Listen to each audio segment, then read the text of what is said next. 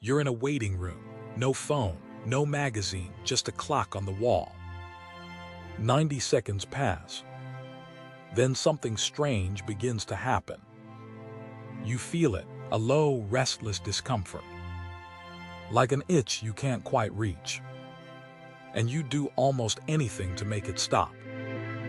This isn't weakness. It's one of the strangest facts about your mind. And in 2014, one experiment proved just how strange. A psychologist named Timothy Wilson at the University of Virginia tried something simple. He put people alone in a bare room. No phone, no book, nothing to do but think. For 15 minutes. That was the entire task. Just sit and think. Most people hated it. Many couldn't make it through the full 15 minutes. So Wilson raised the stakes. He gave them one button. A button that delivered a real, painful electric shock. Beforehand, every single person said they'd pay money to avoid that shock. They wanted nothing to do with it. And yet, left alone with their own thoughts, they reached for it. 2/3 of the men shocked themselves on purpose. One man pressed it 190 times. Read that again. Pain on purpose. Anything but the silence inside their own heads. So why? Why would a calm, safe mind feel like something to flee? To answer that, you have to see what your brain does the moment you stop feeding it. Because your brain is never really off. In the late 1990s, neuroscientist Marcus Rachel noticed something odd in brain scans. When people rested and did nothing, parts of their brain lit up brighter, not dimmer. He had found the brain's idle engine, the default mode network. It's the part of you that switches on when nothing else demands your attention. And it almost never idles quietly. It drifts, it replays, it rehearses. Old conversations, future worries, things you should have said. In 2010, 2 Harvard researchers measured exactly how often this happens. Matthew Killingsworth and Daniel Gilbert built an app. It pinged thousands of people at random moments, asking what they were doing and how they felt. Nearly half the time, people's minds had wandered off from whatever they were doing. And then came the part that mattered. A wandering mind was an unhappy mind. The drifting itself made people feel worse.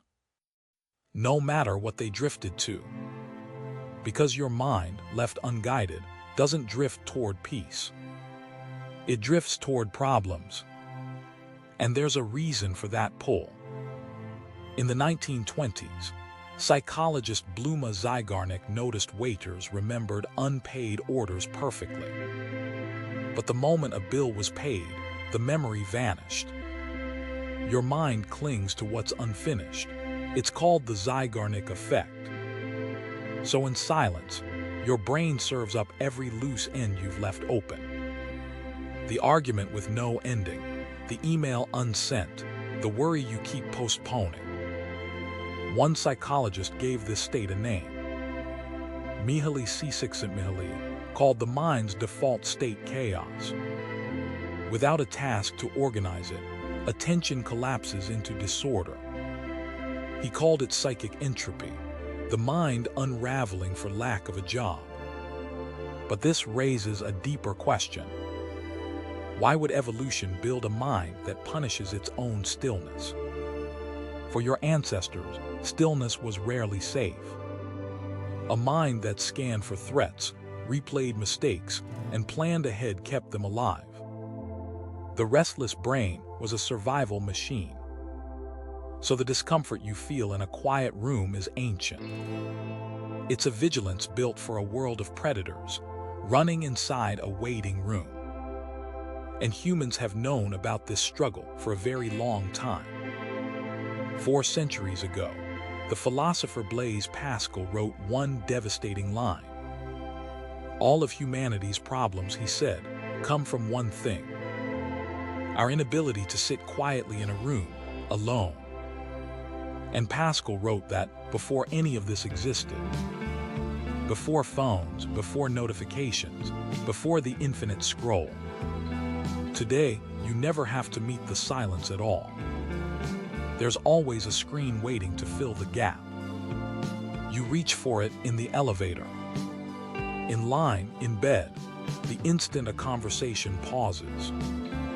Every empty moment instantly filled, which means something quietly strange. Most of us have gone years without ever truly being alone with our own minds. And we lose something in that, because some of your best thinking only happens in the drift. That same wandering network is where insight, memory, and imagination are born. The mind that drifts toward problems is also the mind that solves them, but only if you can bear to stay in the room. And here is the part the shock experiment couldn't measure. The discomfort doesn't last. Studies of meditation show the restless mind can be trained, like a muscle. Neuroscientist Richard Davidson found that even weeks of practice quiet the noise. The first minute is the hardest, then something loosens. The thoughts keep coming, but they stop feeling like emergencies.